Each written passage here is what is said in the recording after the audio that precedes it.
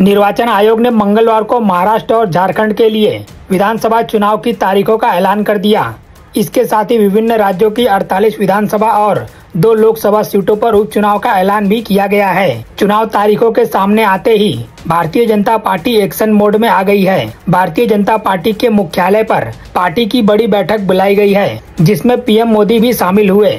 माना जा रहा है कि इस बैठक में झारखंड विधानसभा चुनाव उम्मीदवारों के नाम पर मुहर लगाई जा सकती है।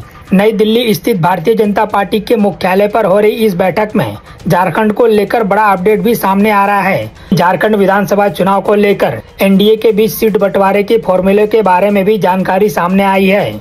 जानकारी के मुताबिक झारखंड के 81 विधानसभा सीटों में से 67 सीटों पर बीजेपी उम्मीदवार खड़ा कर सकती है।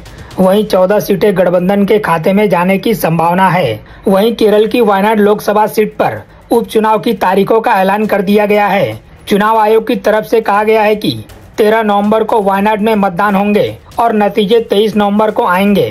कांग्रेस नेता राहुल गांधी की छोड़ी गई इस लोकसभा सीट से उनकी बहन प्रियंका गांधी वाड्रा अपना चुनावी डेब्यू करेंगी।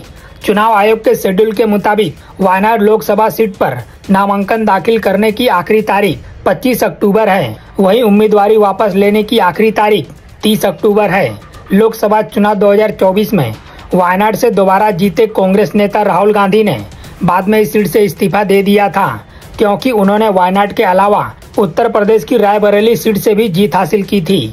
उन्होंने दोनों में से रायबरेली सीट को ही अपने पास रखने का फैसला किया था। राहुल गांधी के वायनाड लोकसभा सीट से इस्तीफा देने के बाद यह सीट खाली थी। कांग्रेस ने इस सीट से अपनी महासचिव प्रियंका गांधी वाड्रा को उपचुनाव लड़ाने का फैसला किया था। कांग्रेस अध्यक्ष मल्लिकार्जुन खड़गे की तरफ से इस बात का ऐलान भी किया गया था कि राहुल गांधी की छोड़ी वायनाड लोकसभा सीट से उनकी बहन प्रियंका गांधी वाड्रा उपचुनाव में उम्मीदवार बनेंगी। इस बात को लेकर अब वायनाड सीट पर देश भर की निगाहें टिकी हैं। महाराष्ट्र में 20 नवंबर को चुनाव होंगे और 23 नवंबर को वोटों की गिनती होगी। वहीं झारखंड में 13 और 20 नवंबर को वोटिंग होगी और नतीजे 23 नवंबर को ही आएंगे। यूपी में 9 सीटों पर 13 नवंबर को उपचुनाव होंगे। उत्तराखंड के केदारनाथ में 20 नवंबर को विधानसभा के उपचुनाव होंगे। उपचुनाव के नतीजे भी 23 नवंबर को ही आएंगे। फिलहाल इस खबर में इतना ही।